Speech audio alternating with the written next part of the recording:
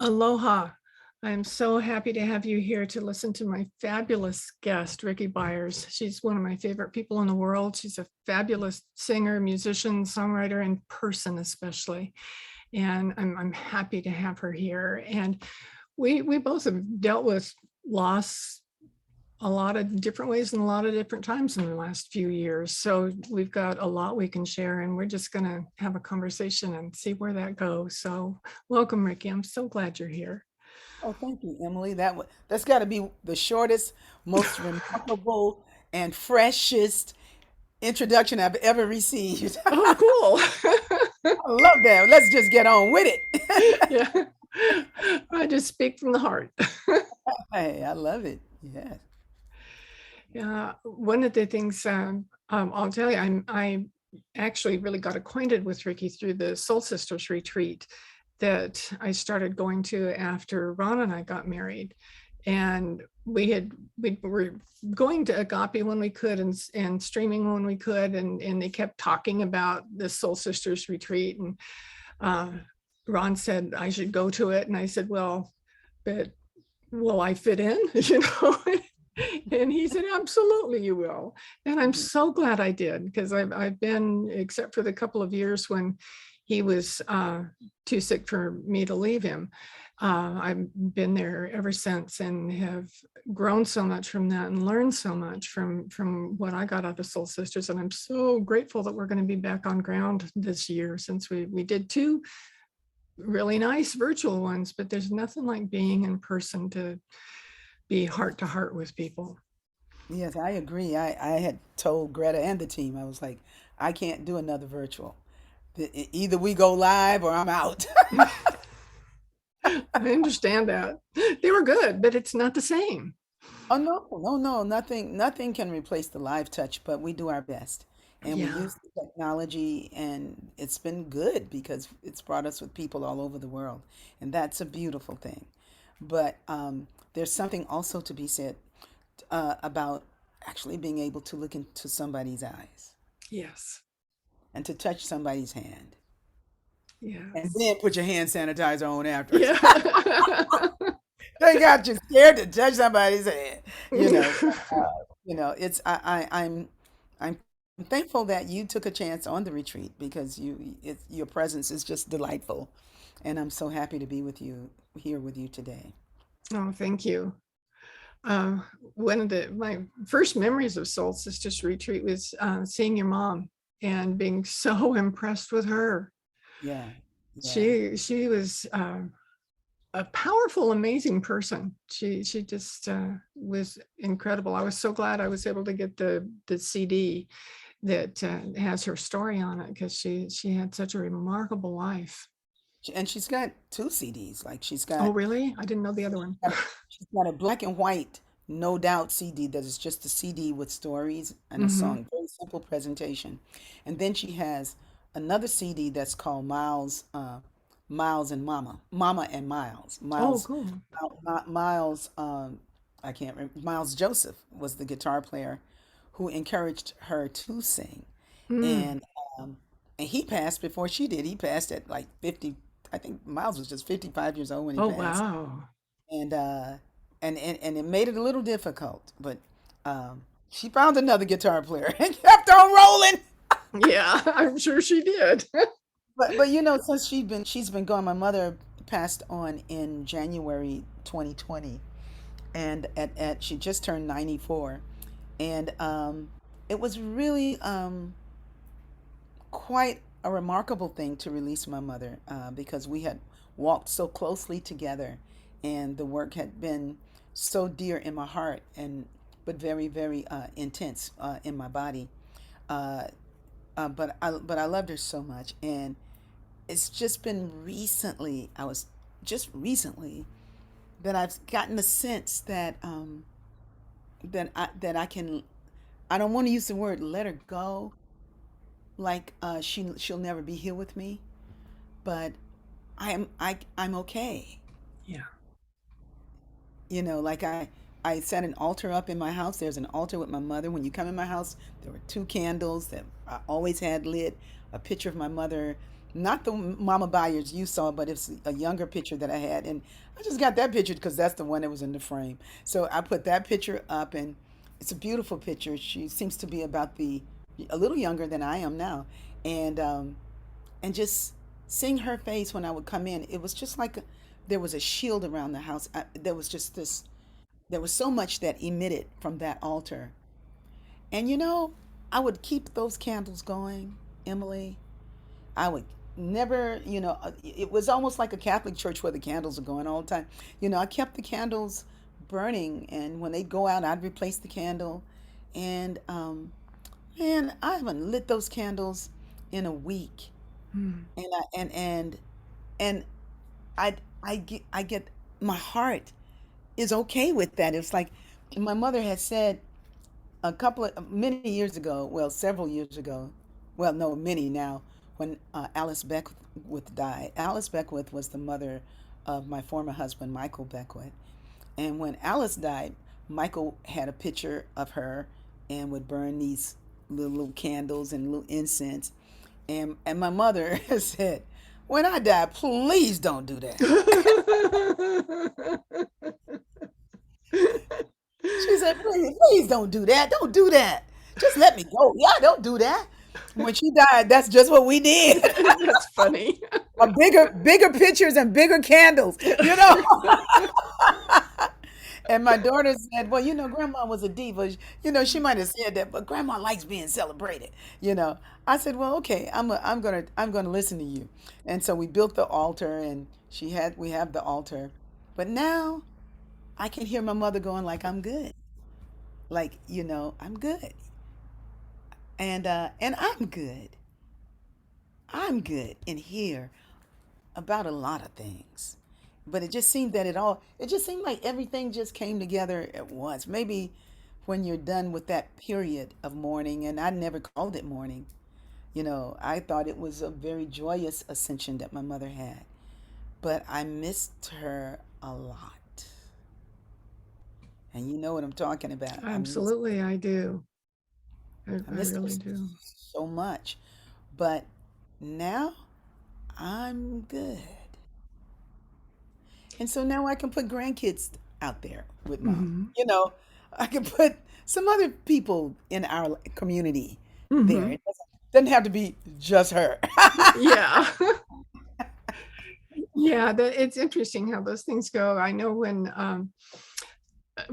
Ron was here in Hawaii with me, we were here for 2 years before he transitioned, and we had mostly pictures of us around. We had lots of art. We both liked art, so we had a lot of art. But the pictures that we did have up were mostly pictures of us.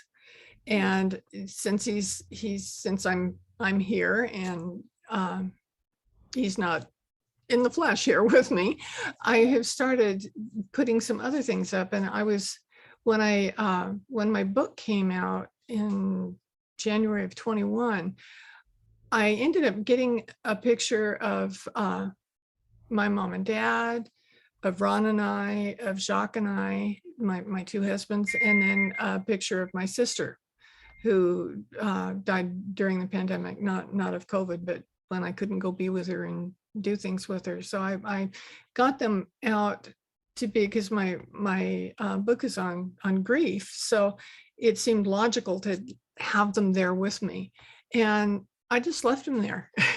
And it's really kind of neat because they have this beautiful painting that we got from one of the artists that I interviewed along the way of a Hawaiian hula dancer. It's a great big picture, and she's got her hands out like this, like she's kind of like warming them over a fire, but the intense look on her face, and she's right above all of them there, and it feels good.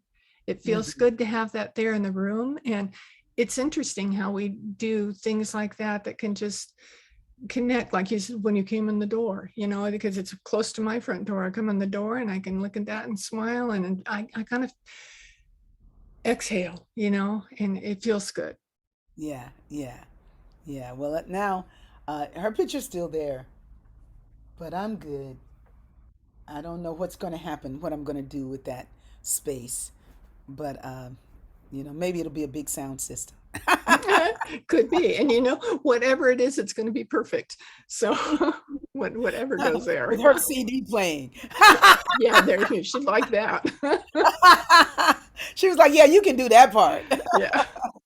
Yeah. Boy, at Soul Sisters, when she could barely stand up, she still could sing. Oh, my She, mom loved to sing. She loved oh, to sing. And she would say that when her body didn't hurt was when she was singing. yeah. Yeah. Yeah, she's Wow. pretty. My mother's pretty remarkable. I didn't quite, I'm only getting now the many gifts of my mother. I enjoyed my mother as I met her as my mother, but meeting her as a grandmother um, through my daughter, who connects with her in a different kind of way than I connected with my mom. A totally Yeah. different, totally different. Um, I get to see just how a different depth of her, but through my daughter, because to me she was mom. Yeah. you know. But through Georgia, Georgia knows. Oh, mom. Grandma was fashionista. Yeah. Yeah, I mean, yeah, grandma. Oh yeah, grandma had that photographic memory. Grandma could remember things. Grandma had such deep insight about things. I mean, the way she talks about her is the way you guys talked about my mother. But for me, she was just my mom. Yeah. Yeah. Well, you mentioned Georgia. That's something else to get to on Sunday mornings, and everybody should listen on Sunday mornings to Rickie's. No, I can't say the name of it. Our It's Sunday devotional. Sunday devotional. Thank you. Something else was coming into my head, and I knew it was wrong. But the Sunday devotional, I try to listen to every week. If I don't get it live, I can listen to it recorded because it's a great program. And she's Rickie obviously sings and kind of runs the thing, but her daughter Georgia's been singing with her, and I hadn't seen Georgia or heard her before I started hearing her on the devotional. And the connection of you three women, you and your mom and your daughter. Oh, Oh, I you can't hear you now. okay? You and your mom and your daughter are fabulous. You're all so talented. It's not just music that exudes from you when you're performing. There's so much more. It's so powerful. Yeah, thank you. We must have gotten it from my mom, I guess. Yeah. You know? But my mother never performed when we were growing up. Oh, really? No, Wow. but we had music all around. We had no instruments in the house except when a family down the street was evicted, and then we got their piano for Mm. 3 months. For 2 or 3 months, we had a piano in the house, and it was heaven to have a piano. Wow. And my mother played piano when the piano was there, and I was like, she plays piano. She could play. She had a beautiful touch. She played like I remember she used to play I Found My Thrill on Blueberry Hill and I Can't Stop Loving You. Oh, wow. Those two, the Ray Charles, I Can't Stop Love. Oh, yeah. Like, play those two songs and almost like a stride. I mean, she had a touch, but I never considered her that was anything that impressed me. And it was absolutely impressing me. For 3 months, she impressed me on that piano. Wow. But she had music around all the time. We always had good old LPs and, lots of jazz records because that was the music of the day. Hmm. Yeah, I'm trying to get to. Okay, we're gonna pause just a little bit. Okay, there we go. It sounds better, Ben. Fortunately, they can edit. So, um, yeah, there's something about the music that you communicate in a different way than anything else. I know Ron loved jazz, and Jacques loved Baroque music, especially Bach and Mozart. And so whenever I can get inspired by listening to either one of them. Like I'll be writing and I'll think I need some just music around, and I'll choose something that doesn't have words so that it can just kind of go through me, and it really helps me relate to them. And I always like feel their presence, like I'm calling them in by listening to the music that they enjoyed. Mm. While you're talking, somebody's in another room playing guitar all of a sudden. This is the Oh, day, this is the day of sounds. And yes. Well, most of the music's time, always good. most of the time, it's so quiet in this house. Today, everything that would happen is happening. But I'm thankful. That's cool. Yeah, That's yeah, cool. music is special, and when you consider what the writers of those of that music that you were talking about, I mean, even it was instrumental, but it was every bit uh,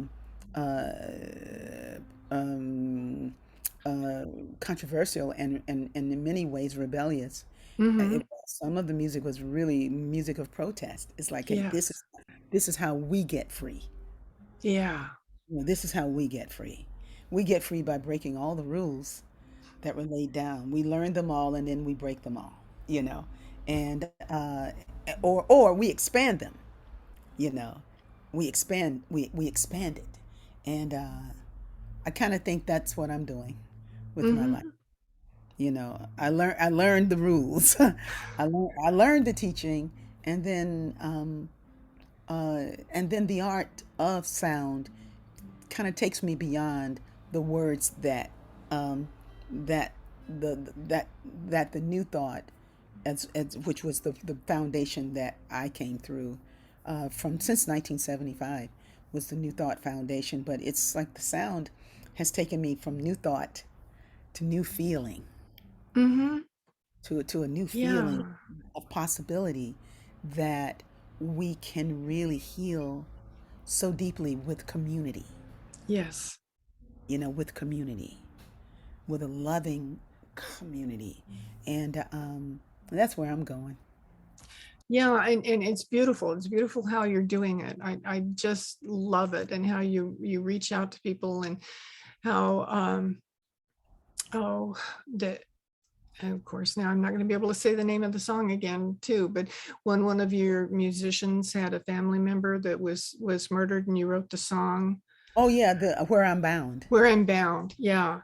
I thought that's so powerful, that you take the feelings and the grief of somebody you care about, and can and just bring in this comfort and relief, almost relief and release Yeah. through the music. Oh, yeah. I remember that. I remember it was Curtis Bird's. I think it was Curtis Bird's nephew, Yes. and when he came to play that morning, and I had gotten the news that that murder had happened to his to Dominique. I remember the name Dominique Dunn is his name, and and I had been working on something, but it's like, but I put everything to the side and I just started to sing "Where I'm Bound," "Where I'm Bound, I will be in the arms of love, where I'm bound." Where I'm that he down here it looks really hard, but there is a greater reality, and I just believe that. I believe that there is a greater a greater realm beyond this one that is joyfully informing this one, Hmm. depending on our willingness and to get on with it, and that song. So when Curtis came and he heard the song, he didn't say, "Wow, I really love that song." He played it and took in all the love. Wow. He just What a took it in, gift. you know, and that's community. Hmm. Community looks like all of us, you know, whichever way we show up, you know, but that we show up listening, receptive, open heart, with an open heart, or we show up sad Hmm. and willing to be sad, and embarrassed with our not knowing, you know. Yeah. It's like, well, I can. There's so much love here that I can be in this ragged form that I think I'm in, Hmm. in front of you, and just share my heart this way, and it's It's an amazing. A community is everything for me. Community is. I know that with the work I do with helping people find happiness when they're grieving, with our Grief and Happiness Alliance meetings we have every week, it's people that come together that have something in common, Hmm. and we don't have a whole lot else in common, but the Hmm. dealing with whatever loss we're dealing with is the Hmm. what's what draws us together, and we form our own kind of community that allows us to do what we do there, so that then we can go out and live our best lives. But we Yes. have a way to experience it, by, and we do it by writing and by doing happiness practices, and you're doing it with music. And as long as there's a way to have this, um, community of people coming together so that I think that's what we're here for, really. Yeah, I think so too. Hey, I found a place where there's no sound in the basement. Wow.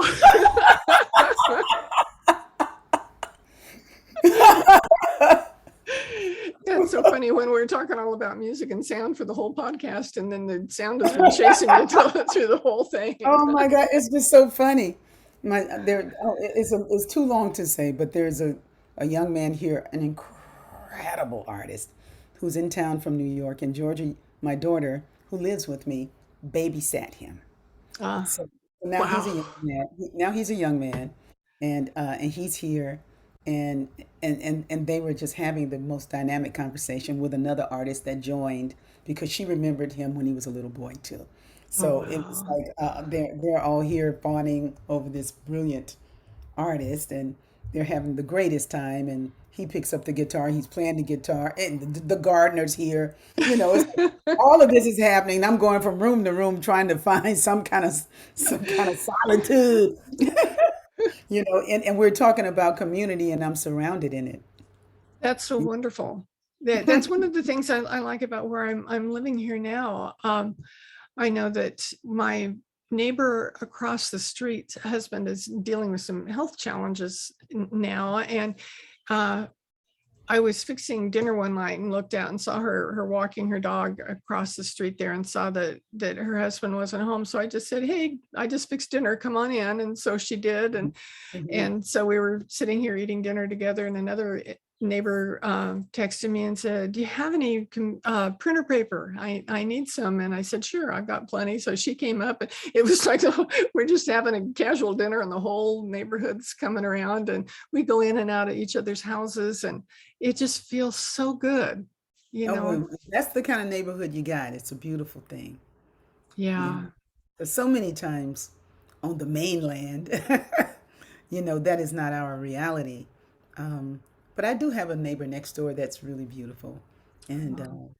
we we we uh, we have found our way to being very beautiful friends. And she brings flowers and gifts and thank you. You're the best neighbor in the world. Aw.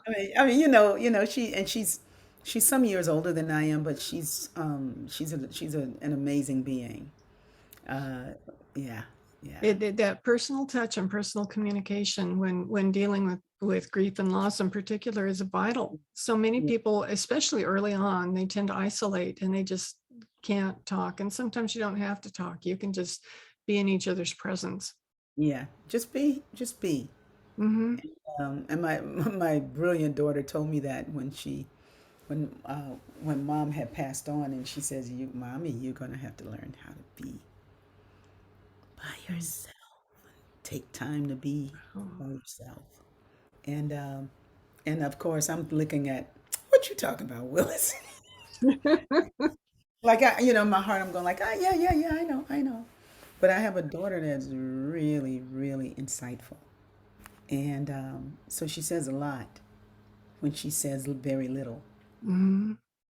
So, and I knew she was telling me something, but I knew that my resistance uh, had everything to do with something in me at that time. I think I've grown immensely, but there's something that gets to, yeah, I know what you're saying. I know what you're saying, you know. that right there. You're like, Mhm. yeah, yeah, yeah, I know. Yeah, yeah, I see. But the other side of that is like, you're assuming that I don't take time to be still.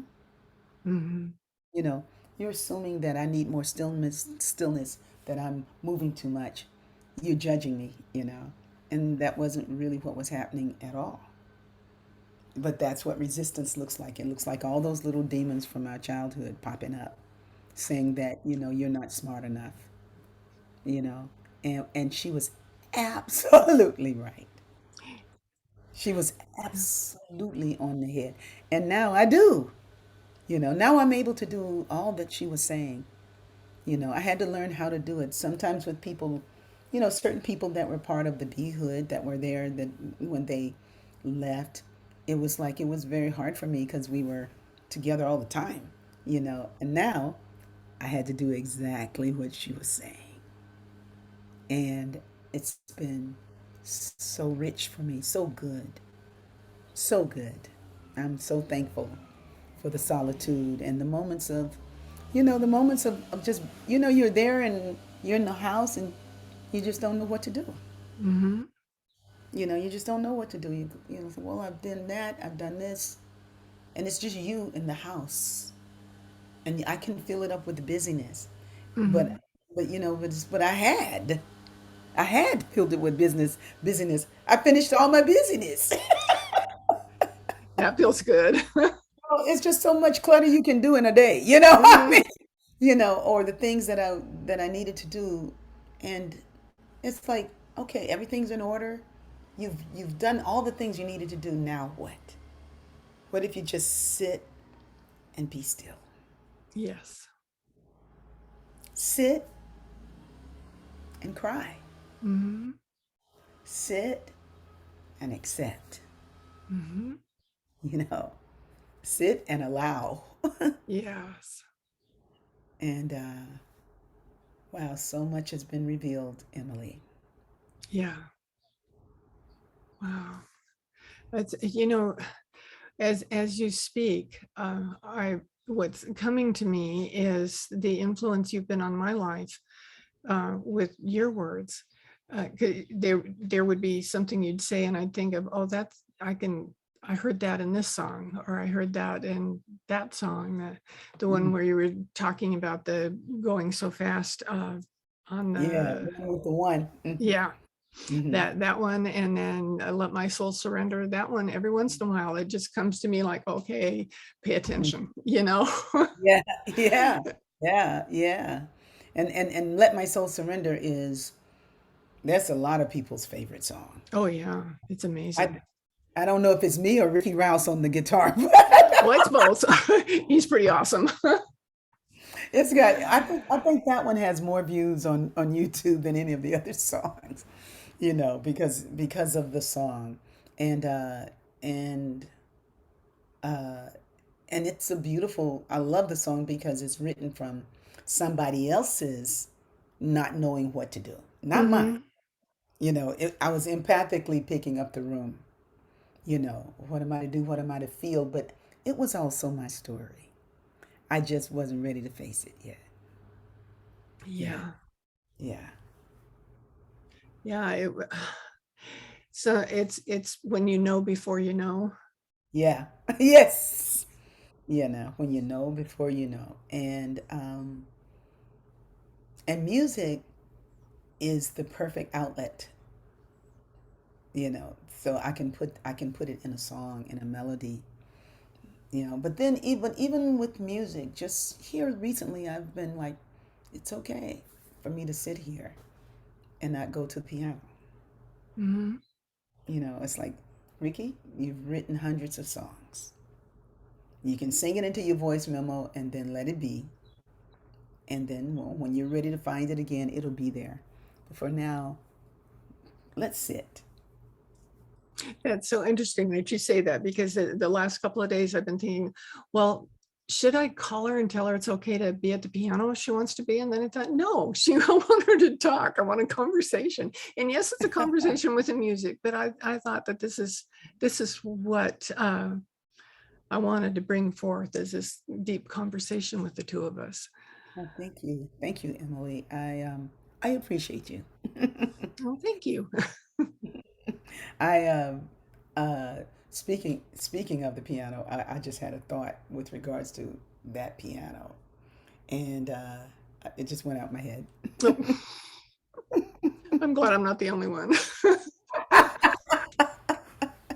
No, you're not. Yeah, no, you're not. But I'm thankful for the music that has carried me, you know. But I'm going. Something's happening. Something is taking me deeper, and I've written about it, in songs. But I'm just going deeper, expanding more into this vast, invisible expanse, and it's amazing. It's amazing, and every step along the way has been there for me. I got such a great incarnation. I had a I've never I didn't like Broadway. Never liked it. Never like I auditioned once, and I didn't like the audition process. Not It's not to say I don't like Broadway, Mhm. but um, I mean I wasn't a big fan of Broadway, but I really didn't like the audition process, and so the idea went out my head again. Oh. I think sometimes so many ideas come at the same time, they just get jammed up and you can't get to any of them. That's what I do. Boop, boop, boop, boop, boop, boop, boop.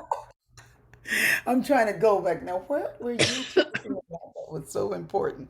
But anyway, there's nothing more important these days than being still, you know, Yeah. because Yeah. these songs and this journey of all these songs that I've written, and just to think that I need to write one more, it's like, no, you can be still. You Yeah. can be still. Yeah. But I had a good point I was going to make. It was good. Oh, I remember. Oh, I yay. got it. Okay, so it's in the 70s, the late 70s, and I was working with somebody that had a grant that had written a play. And the name of the play was Please Let New York Live. And there were these nefarious forces that were going to try to tear down New York and the invisible. And there was Please Let New York Live. And these protests that are going on, Please Let New York Live. It was an interesting production. And I wrote a song uh, in the midst of all of that. I wrote the music for it. Like they saw my talent and they loved what I did.